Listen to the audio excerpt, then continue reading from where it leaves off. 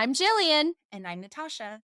And this is Mental Mudslide. Each episode, we slide down the slippery slopes of our minds. I've got some garden gummies, a head full of wild ideas, and zero filters. And I'm here to ride that wave and see where our mental mudslides take us.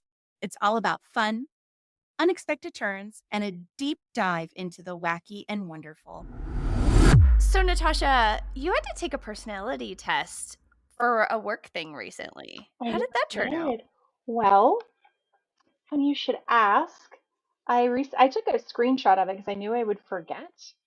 So let me look, and I will tell you how it went. I don't know the letters, but I think my title is the campaigner. Let me see. I am an ENFP-A.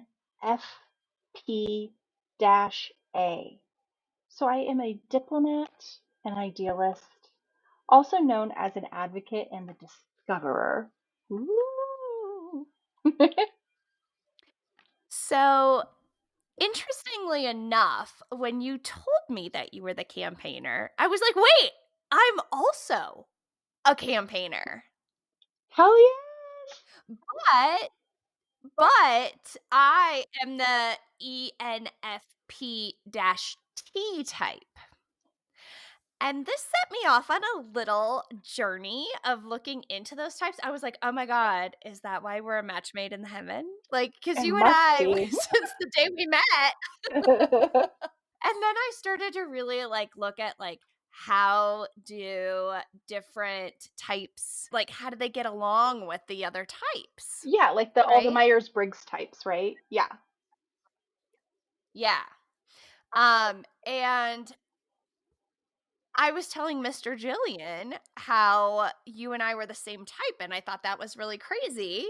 And he told me his type, which he had told me years before, right? But hmm I didn't really remember it. Yep. And I was like, oh, well, let's see how compatible those are, right? Perfect match.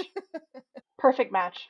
No, Oh, it's supposed to be one of the most challenging, but if it works, it's magic. But it clearly it does, right? yes. But it's supposed to be one of the more challenging ones. Oh, But wow. as I was digging down into this, I found something really interesting, and it's been sitting with me for I don't know, like a week or two now. So I want to tell you about it. Tell me, I'd like to know. So is this about, wait, okay, so is this about us or is this about Mr. Jillian?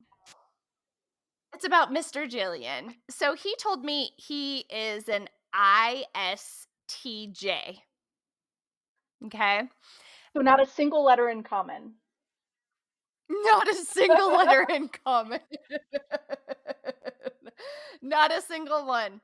And I found a Reddit post as I was looking, and this person said 7 years ago on Reddit said, I'm an ENFP and my husband is an ISTJ.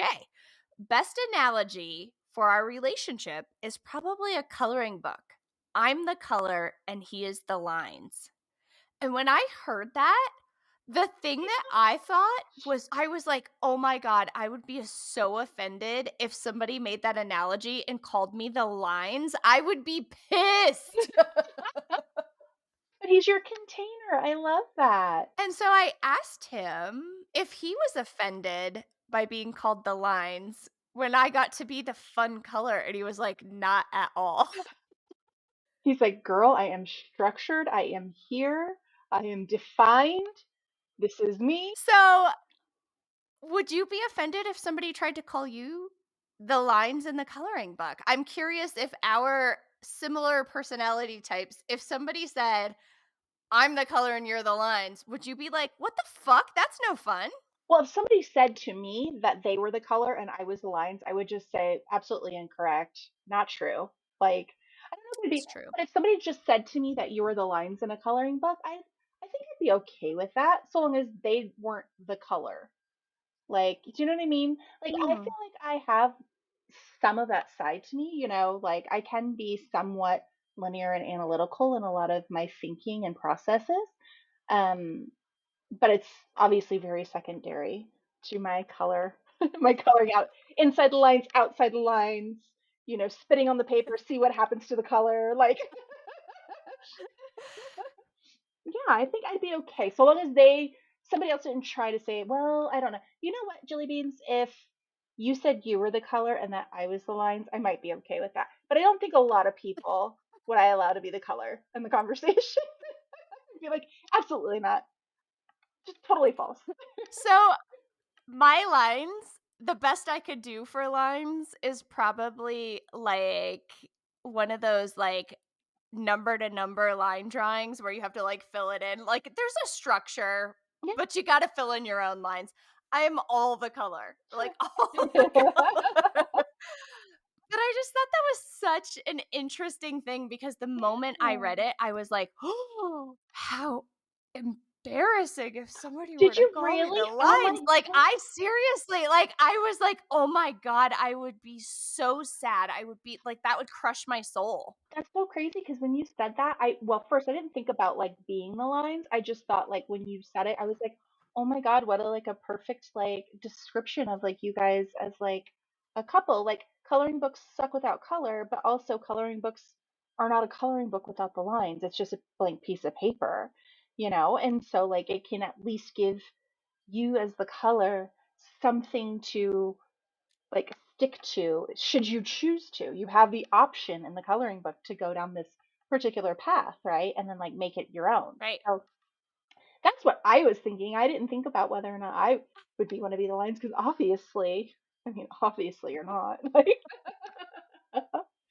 So I do think it's a perfect analogy. I really do because I think it's so perfect, right? But I think the thing that bothered me the most is I was like, oh, can I even share this? Because I didn't want to offend by oh, I thought anybody would be upset by not being able to be the color. no, no. Some people want to be the one in charge and like making the like structure, you know? So like, yeah. Yeah. I bet there's a lot of guys that Yeah. are that whatever ISNTJF whatever thing. Yeah, I ISTP? don't know. ISTJ. ISTJ. My goodness. I wonder if I need to add to my dating profile, like, tell me your Myers-Briggs. Like, maybe that's my, like, Well, okay, if you did that though, and you use that as a data point, it legitimately said that this is one of the most challenging and that it's hard to find a match within this type. So then you might have weeded out somebody perfect for you fair, fair. Well, I think because I Mr. do, Jillian and I are pretty perfect for each I other. do We agree. I get do. along really good. Yeah. Yeah. Well, he loves your coloring, so, you know. Well, I just mean like I don't think I would go in and like looking at the pairings and stuff. Like I don't do that with like not that I ask people what their sign is regularly or anything, but like I just it's more for me not like whether or not do our signs match, but just like, you know, a little tidbit of info kind of a thing, more so than anything. Like what are your strengths? What are the things that like I can expect from you and your behavior, you know? I don't know. It's too intrusive probably, like straight up being like, "So, what's your Myers-Briggs?" Oh, speaking of which, there's another personality test. I don't know if I've ever told you about this, but I find it very fun.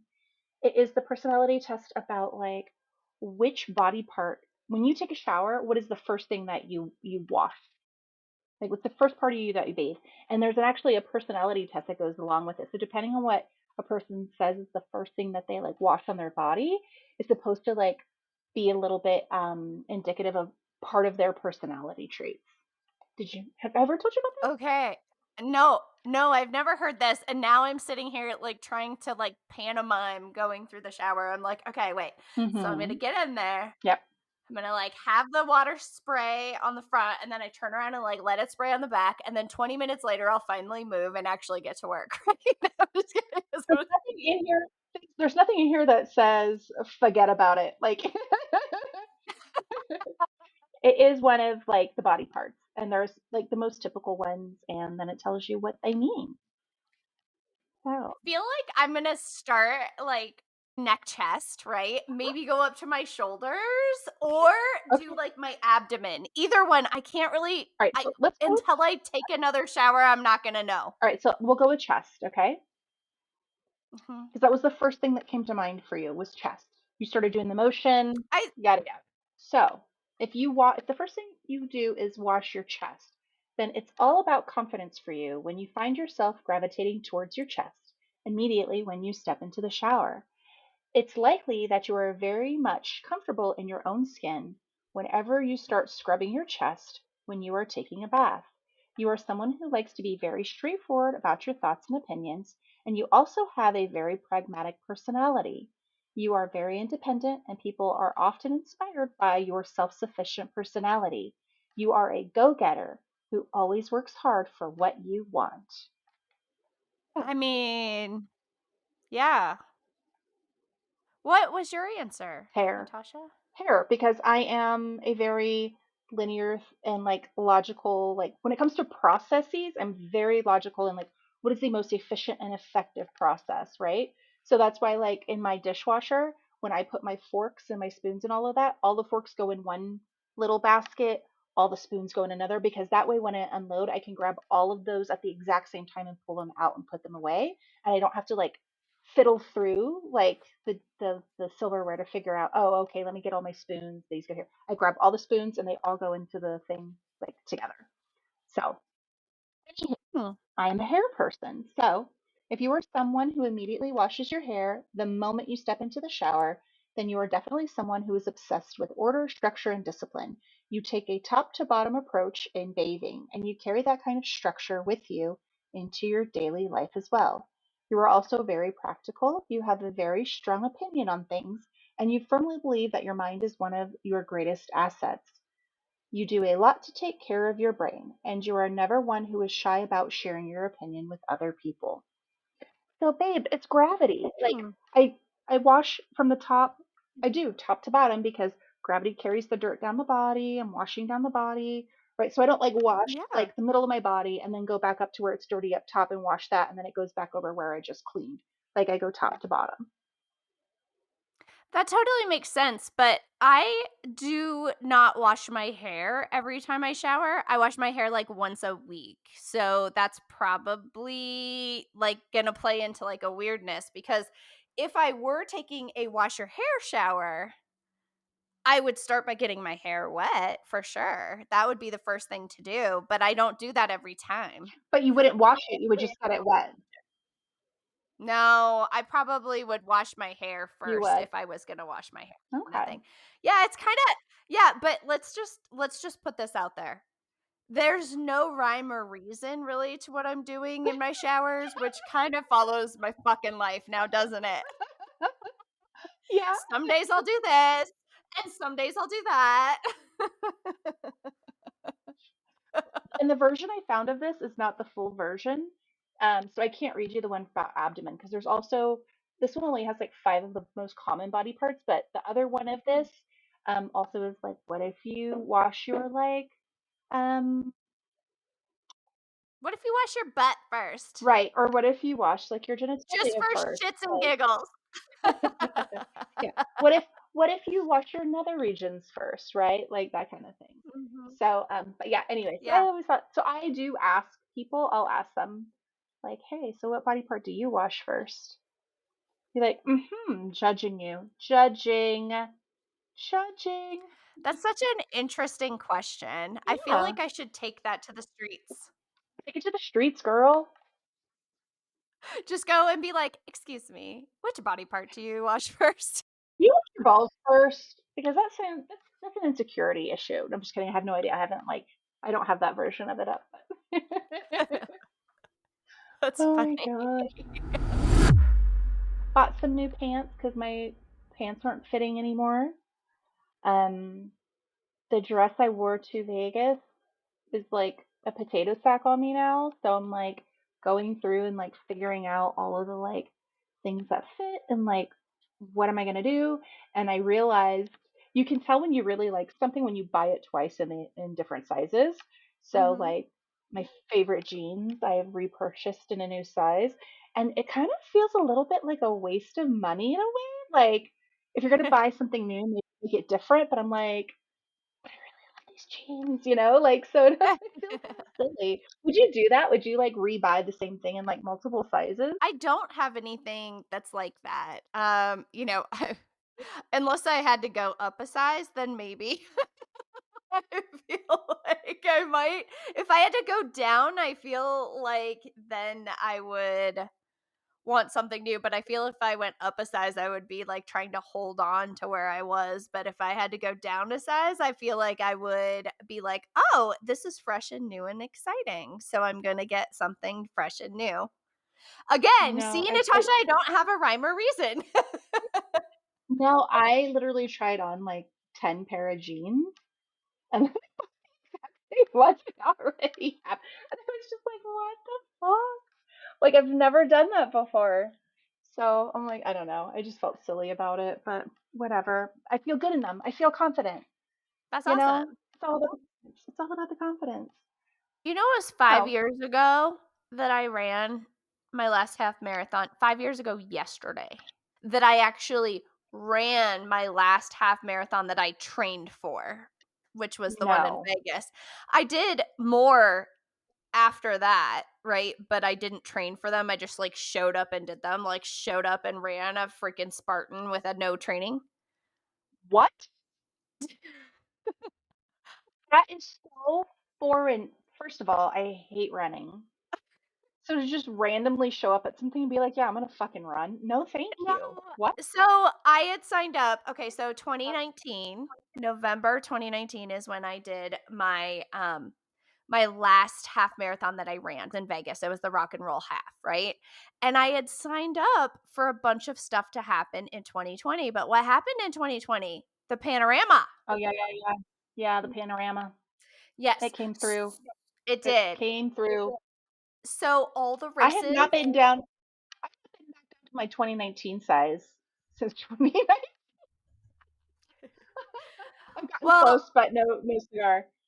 I was not quite 2019 there, but I mean I haven't gotten quite, but I held throughout the pandemic. I held my weight within 10 pounds. And then I gained some of it back since then, but I had signed up for all of these races, right? I signed up for all of the Spartans, the 5K, the 10K, and the half marathon because I was going to get my trifecta. Okay. So then 2020 doesn't happen. I stop running. 2021 comes around. Guess what? Time to pay the piper. Those races got rescheduled. And I was like, I just won't go. Right. I just wasn't going to do it. But then Mr. Jillian was like, no, we should. We should go. Let's go. Why not? And so I just showed up and motherfucking did them. So my first one was the Snowmass Ragnar, which you camp in Snowmass, which is really high up there. So hot during the day, people were getting like full on heat stroke from running. And then at night, it was so cold, there was ice on our tents. And you had to run 3 legs of the race. And if you've never run 3 legs, what happens is you run your first leg and then the lactic acid all builds up in your muscles. So when you do the next one, you're like super sore and then it gets worse. So then you're really, really sore for the third one. So I showed up and did it, got it done in Snowmass. Then I flew to Minnesota, got that race done. No problem. Then we're in the airport in Minnesota flying back to Colorado. And Mr. Jillian is like, let's just do the one in Seattle in a couple of weeks. That was 2 Spartan races on the same day. So it was a 10K, which is 6+ miles, right? Plus, like, I don't even know, like a million trillion obstacles. It was something like 25 or something like that. And then 30 minutes later, I had to do the 5K and like 20 obstacles. And I did it, girl. I did it. And then I was like, okay, that's great. That was like September. And I was like, all right, September 2021, I was like, that Spartan Beast is in December in Florida. I've got a couple of Mm-hmm. months. This was like a nice, it Mm-hmm. was like, it's gonna, that was a kick in the pants. I got to get to training. No. I was like, I don't want to do it. So I was like, I'm just not going to do it. But you know what happened? I flew to Florida, which, oh my gosh, I'll have to tell you about the plane ride to Florida some other time. I think that somebody in there thought I was getting human trafficked. But anyway, um, so we get to Florida. We have the Spartan Beast It is a half marathon plus like 35 obstacles. Half of that, I swear to God, half of it, maybe a third of it, I don't even know, it was through thigh-high swamp water. I was sure I was gonna get Oh, eaten by a gator. I don't know. yeah. I Yep. I finished it 6 hours and 2 minutes, and the thing that kept me going was as I was sludging through this muddy swamp water, and every time I pushed my foot down, it would, like, suction up, and as I pulled my foot up out of the water, I was getting, like, vegetation, like, stopping me and, like, the mud, and I'm just, like, going through, and I was like, "I want to quit. I want to quit," and this guy comes around me through the swamp, right? Because like, he's just, like, trudging Mm-hmm. along at, like, a Yeah. fucking ridiculous pace for some reason, asshole, and on the back of his pack, there was a button, and the button said, "Embrace the suck." And that button got me at least a mile of just saying, like, literally with every step as I'm about in tears, I'm like, just embrace the suck. This sucks. And it's not going to be good until you're done with it, but you have to Yeah. finish it. So I did. So I finished it 6 hours and 2 minutes. My gosh. And that's Well, a Jillian, embarrassing time, but like, it's still a time. I still did it. you still did it. It doesn't, hey, listen, you did it. I You did. finished. You didn't quit, you know?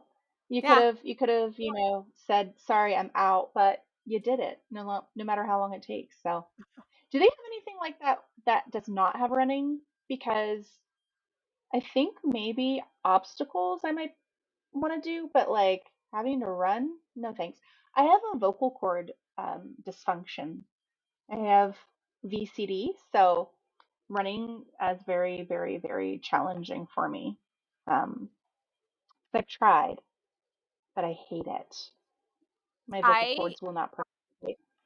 I also do not like running in particular. I just running for me at that point in my life was something that I needed to prove to myself that I could do. And then I did it and I got like a whole bunch of races under my belt and I was like, "Cool. I did that. Peace out. I'm going to go be a pinup now." Knocked it out. Bye. Bye. I'm going to Yeah. trade in my running shoes for tiaras. Thank you. Well, I think that's what part of our like ENFP is about, right? It's kind of like because we're constantly like learning and curious. We're like Jills of all trades, masters of some, Mhm. not masters of none, but like masters of some. Because once we like have figured out the thing and know all the stuff, we're like, okay, now what's next? This is Yeah. not going to keep my attention forever, kind of a thing, right? Yeah. So I need a yeah, I'm not constant surprised. challenge.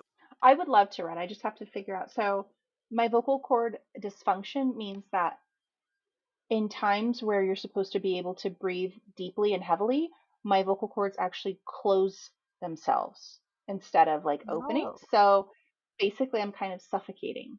Yeah. And I've tried a lot of different like techniques to like get that to like reverse, but I haven't been successful yet. So I figured just don't run. Problem solved. Problem solved. Just hopefully no zombies come for me, because then I'll be like, oh, like who do I have to throw down on the ground behind me? Because I'm certainly not going to outrun anyone.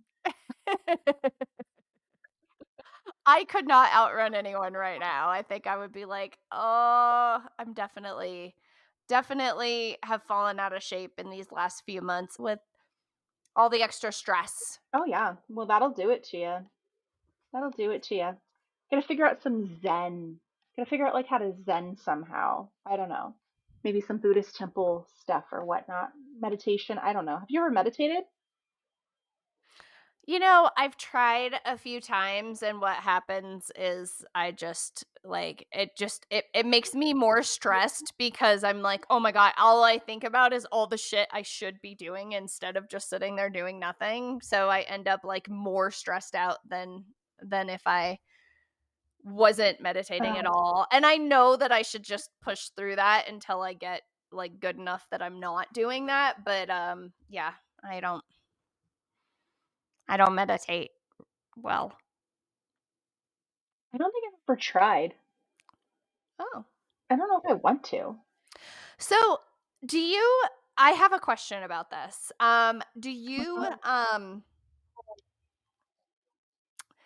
Do you have a constant like stream of consciousness happening in your head all the time? Are you thinking about No. stuff? Can you think about nothing? Yeah. I can't think about nothing. I've never thought about nothing. Are you kidding? Sugar, how do you think I fall asleep so fast? Like I my don't brain, I could see this sucker out that, like that.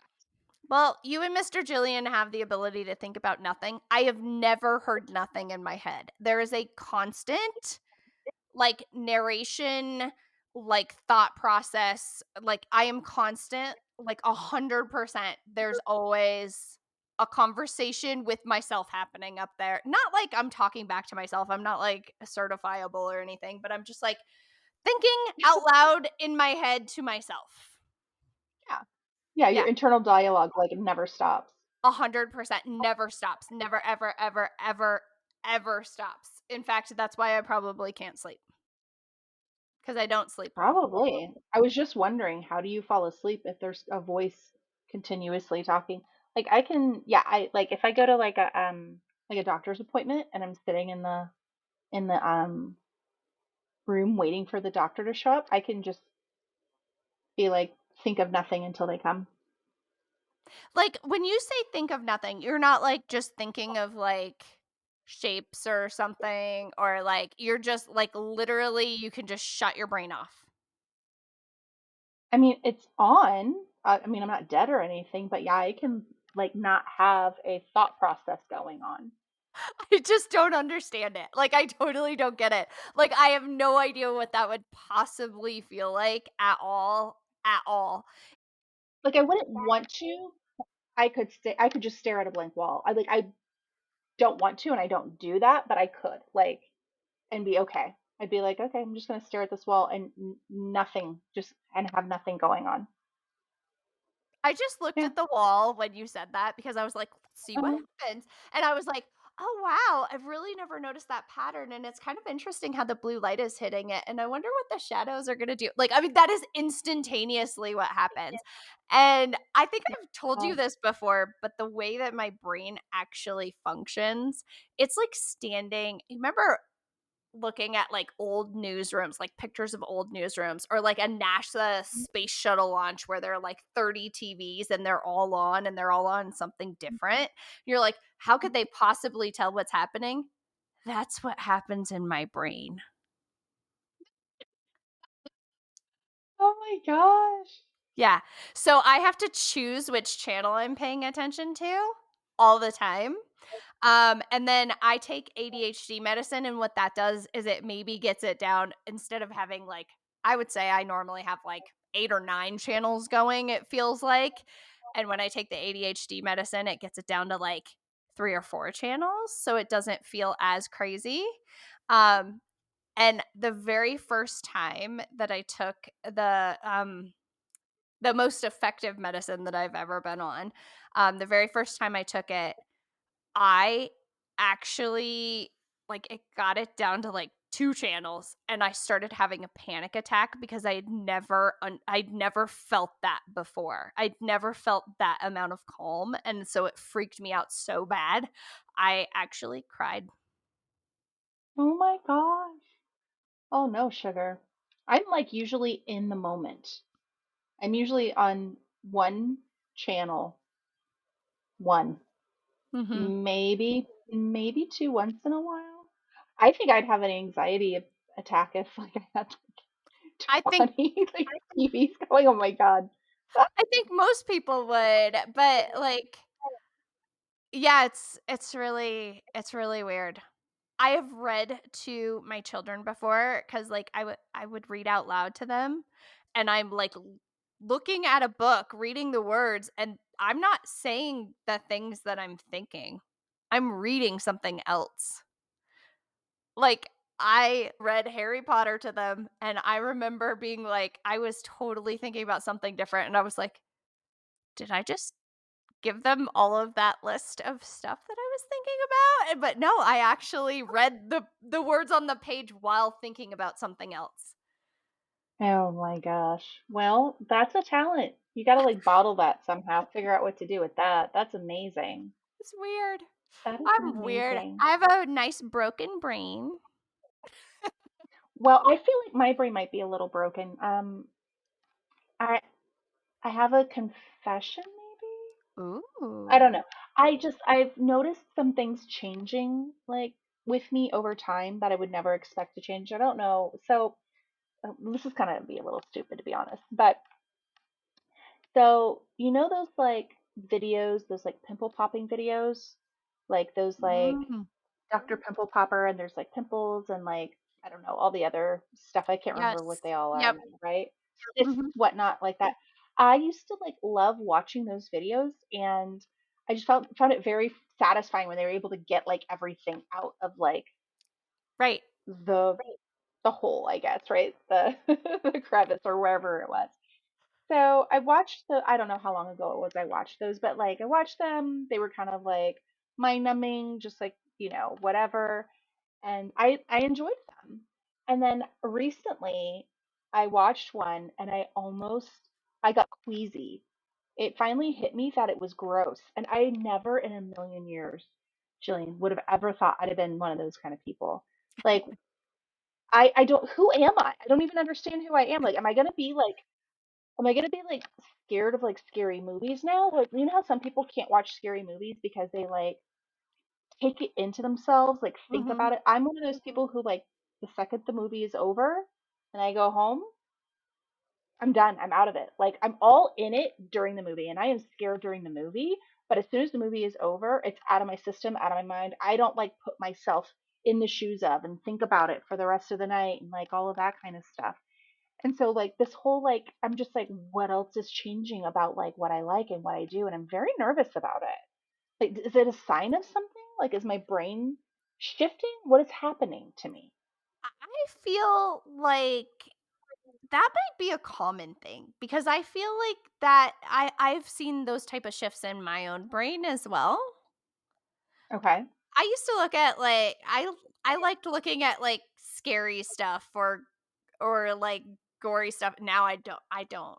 I can't watch scary movies anymore. I really can't. I It started with scary movies of once I had kids, scary movies of anything that had to do with kids. I couldn't do that because it was just like it was then I would let myself worst case scenario it so bad that I was taking it on myself. And then it started to get Mm. to just like other things. Then I was like, you know what? I don't really like that feeling very much. So I don't know that I Yeah. want to be scared. So I'm not gonna do it. And so now I really don't watch scary movies very often at all. Yeah, I never do that. Like I think I've always known that movies are fantasy. And for some I think my brain like I don't think about that fact, but I think my brain perceives it that way. Right? Like I just don't process it in a way where it switches over into a potential reality in my See, it's really interesting that you say that because that is something I struggle with a ton is trying to figure out um if the movie is trying to portray something real or if the movie was trying to portray something fantastical. Let me give an example, but not necessarily scary movies, but like I struggle with like what is the reality? There's one particular movie that sticks in my head as the number one movie that I think about all the time, and it's The Mhm. Burbs. Do you remember that movie with like Tom Hanks in it? Mm-mm. Well, No. you'll have to too bad you're not coming to Tea Hanksgiving, which is Thanksgiving. Anyway.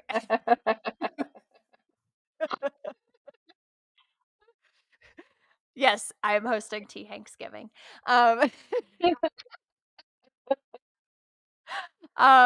okay, so The Burbs, what it was like this neighborhood and Tom Hanks lives with Carrie Fisher as his wife and there's all of these neighbors, but they portrayed like this neighborhood and like one of them comes over and knocks on the other's window and they're just sitting down watching Jeopardy and I'm like, "Wait, are they portraying was this behavior that people actually did partake in? Or was this a fantasy when it came out in the 80s? Like, is that the way that people were? Or is this all made up? And so I struggle with that a lot of like, is this is this a normal human experience that they're portraying? That's a really big struggle for me. Mm, So now I interesting. think with slasher movies, I'm like, is this a normal human experience? No, I always think all movies are a drama of some sort, right? So everything has to be amped up for entertainment purposes. So I never really concern myself with that. And then also, even if something has happened, humans are so different from one another that, like, like what one person does, another person isn't necessarily going to do, kind of a thing. So I've always just kind of assumed everything, unless it specifically says based on like true events. And even then, it's based on true events, meaning they still have like, creative, whatever it's called, license to like amp it up for entertainment purposes. So, Yeah, that's probably a really good perspective for me. As odd as this is, anybody who's ever watched The Burbs will be like, what? Anyway, there's some like name for a nostalgia of something that you have never experienced. And weirdly enough, when I see the movie The Burbs and see the mhm. adults acting in that way, which is not at all the point of the movie. So I'm just taking one sliver of the way that the adults are acting and that particular spot. The rest of the movie is like crazy and they like break into each other's houses and there's like murder and like all of this stuff. But this one way of like how they're watching Jeopardy and like having breakfast in the morning and all of that kind of stuff, it makes like it's a longing for something that I never had.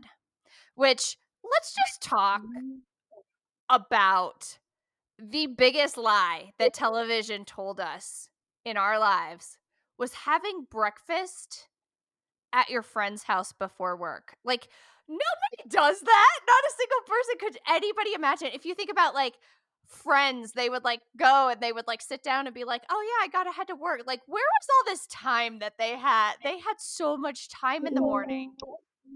What are you referencing? I've never heard of like people getting together before work for, well, I mean, I guess in elementary school, I used to like walk to my friend's house, have breakfast there, and then we would walk to school together. Oh, I'm saying in Is that what movies. you're talking I'm saying in, like, movies and about? shows and that kinda stuff, they all like, that's something that they portray all of the time is, like, people having breakfast at their friend's house. It happens all the time, like, in sitcoms and, like, different movies where they're just, like, they stop by on their way Like to kids or breakfast and grown-ups? grown-ups, yeah. They do? You're now gonna see it and be like, "Holy shit, what is this?"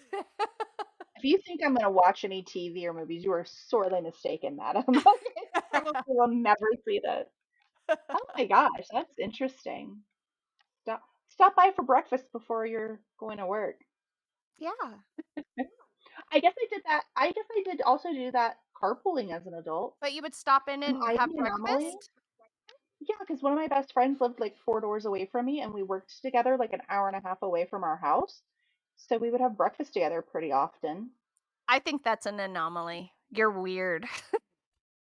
Well, I mean, I knew that, but like, it does exist though, Jillian, I think. See? I don't know So if that helps at all. no, it makes it even worse because you just told me that now I do have to question whether it's a normal human No, experience or not. you don't have to question it. You can just experience the movie for what it is and move through it. Move on and move through. But I need the Babes. answer. But this thing you're talking about, this like nostalgia for something you never had. Yeah. Um, I wonder what that word is. Like I'm thinking about my bucket list of things like that I want to do in my life, and one of them is attending a World's Fair. And I wonder if it's because I have this like nostalgia for something I never experienced. Like the World's Fair that was in Chicago, like what in the like, I don't know, when was it, Jillian? Like the early The 1900s? 1937? 33. Girl, wanted to be, I wanted to be at that World's Fair so bad. And so Yes. it's on my list.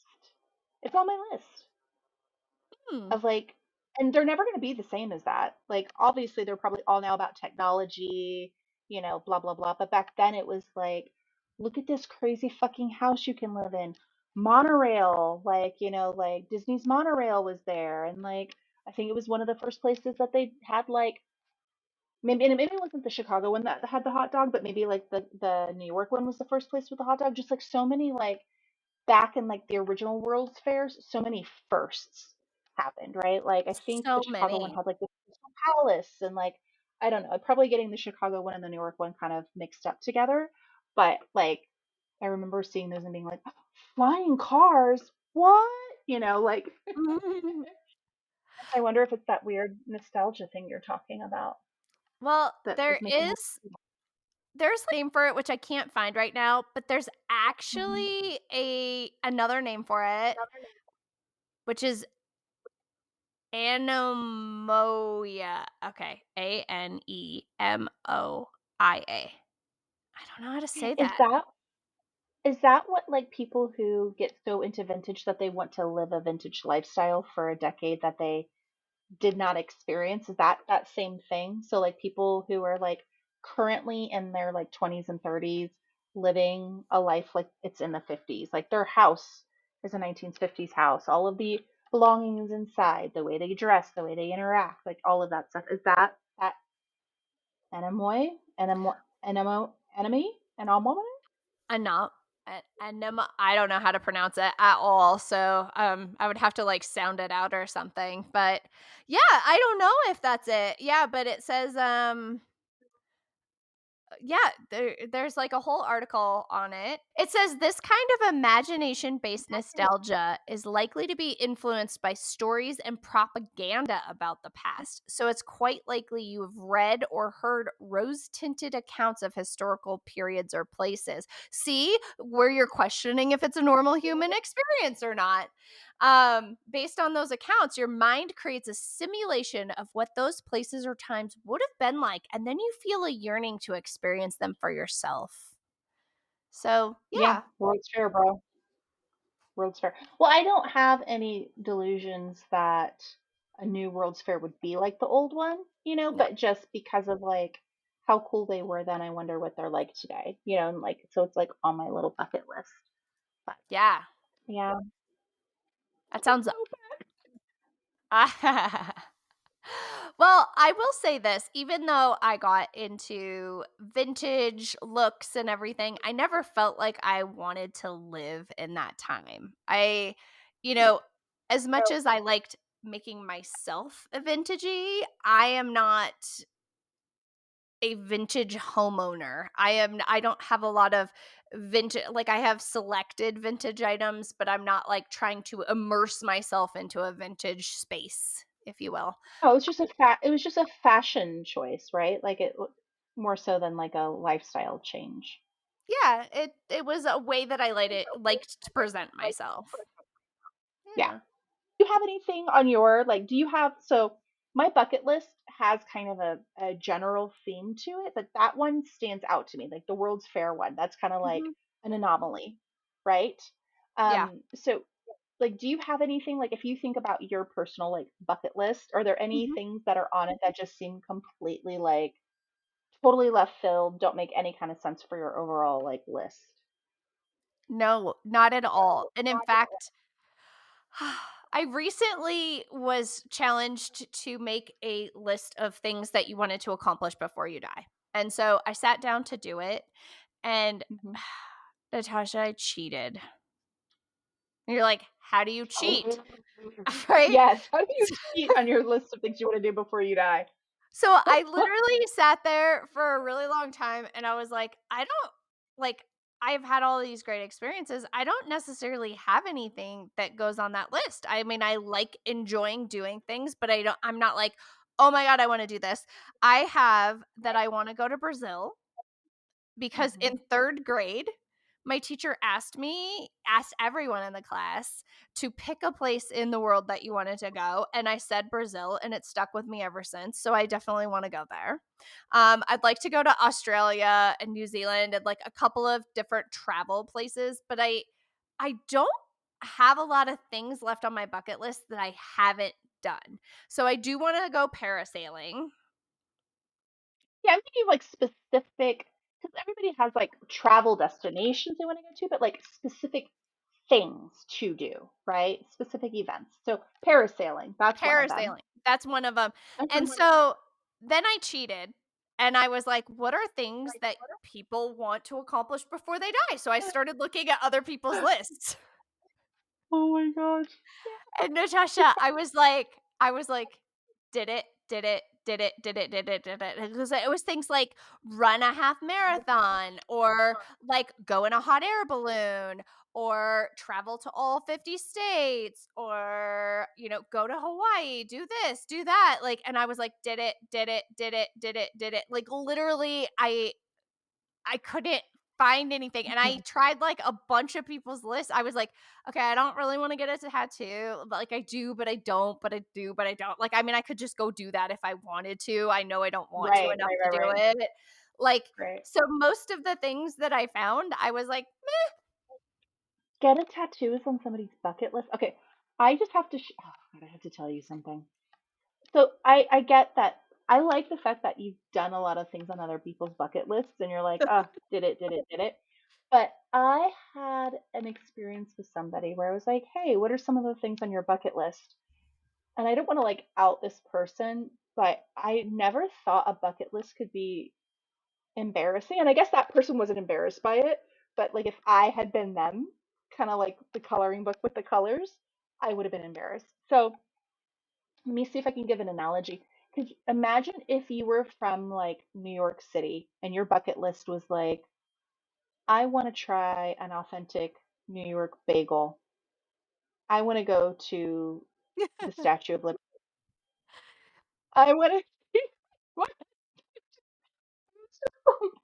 Is this a bucket list or just shit you haven't done yet, like in your local neighborhood? Like like, I just feel like bucket lists are these like big, big dreams, right? That aren't yeah, like something that you technically could go like jump in your car today and get yeah. done with like little to no money. Like it was boggling my mind, this person's bucket list, and I didn't know how to react to it. So I just was like, uh-huh. Oh, uh-huh. Oh, okay. Well, I've done that. Yeah, I've taken a shit this week. Bucket list like accomplished. Like I just it's just So so bad. I totally get that. I feel like I have a couple of things. Like, I would like to see a moon bow. Have you ever heard of a moon bow? It's a rainbow, but it happens from the light of the moon and it's silvery. It's like it does the same thing that the prism would do, where it's like not actually there, but the light refracts in a certain way and it causes a rainbow that's just silver. It happens in two places in the world, and one is here in America. So I would like to do that someday. Um, That's good. yeah, but there are a lot of really huge things left on my list. But I have something I want to share with you about the term bucket list. And this was No, oh God. a mind-blowing fact that I You're learned. gonna are you gonna ruin the bucket list for me? I Oh don't know. no. Probably. All right, go for it. Go for Okay, it. the term bucket Pick the list bucket, did right? not exist before the 2007 film The Bucket List. Makes sense. It did not exist. No one ever said it before that. Well, everything has to come from somewhere. I know, but like, can you believe that it was that recent in our life and it's such a Yes. huge thing for us? No, yeah, it makes total sense because it's like, no, that doesn't surprise me at all. Really? It I doesn't feel feel like an old or answer. It doesn't feel like a very old term. It feels like a term that would have been in more of like the modern language Like if somebody came up with a bucket list like 100 years ago, they wouldn't have called it a bucket list. Do you know what I mean? They would have had something much more eloquent to call it than the bucket list, right? That seems very like, it also seems very like an American came up with that term. Oh, well, Gotta I be mean, honest. yeah, Yeah. totally. Yeah. Yeah. But that is where the origin of that term came from. Is it about somebody who was going to kick the bucket and so they Yes. made a list of stuff? Oh, okay. See, it just makes sense. I had no Mhm. idea there was a movie about it, but yeah. Girl, travel roulette. It's gonna catch on. That got invented in 2024.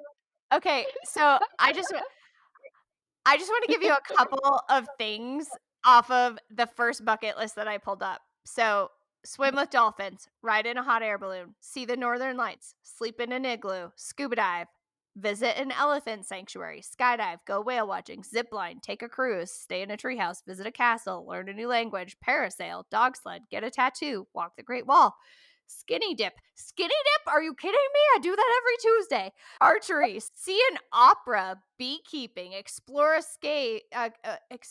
cave, sleep under the stars, watch a foreign movie, make pasta from scratch. Like, you see why I couldn't cheat? These are lame. Make pasta from scratch? It's, they're lame. It's just that you've done a lot of them. I mean, some of them are more lame than others, right? But like, none of them are like, learn how to tie my shoes. You know what I mean? Like, it's just Yeah. a whole nother level of like, put pepperoni on my pizza. Woo! Ooh. Like, also, I feel like a lot of those things, it depends on like where you live and like how much money you make and like all of that kind of stuff. So like, It's at true. least there's some stuff that's like I could see as a bucket list thing, right? Like It's if very true. somebody said to me like swim with a manatee, I'd be like, well, I used to do that every Tuesday, like I mean, it's perspective wise, but You can't touch um, manatees. You can't touch them. I didn't say touch. I said swim with. I don't know if the statute of limitations has expired on that, Natasha. I was just looking out for your own You're allowed protection. to swim in the water where manatees are. You're not allowed to approach them, but they can approach you and they can touch you, but you're not allowed to reach out and touch them. I Well, played a manatee in a school play, and I think that should tie this up. they do nothing. They just float. I had to sing a song, and it was like, I am a manatee. Well, Jillian, so it sounds like you only have one thing left on your bucket list and then you can die. Is that correct? Parasailing. I mean, it feels like I'm getting low on the things. Yeah. Yeah. Well, I think I need to start actually making plans to start accomplishing my bucket list items. I realized I have a ton of things on there and I've never even once like looked into like making them happen. So, yeah. I would love to cheat off of your paper and do some things with you, Natasha. Okay. Okay. I will send you my list and you can see if there's any of them that you would want. I don't know. I don't know if you'd want to do any of my bucket list stuff, babe. All right, well, we'll That'll have be to interesting see. to see. But mudslide mamas and daddies, we want to know what's on your bucket list. So let us know because we want to see if we can cheat off your paper as well. Yes. Yes. All right. Well, Jilly Beans, it was good to talk to you as always. Bye, Natasha. Bye.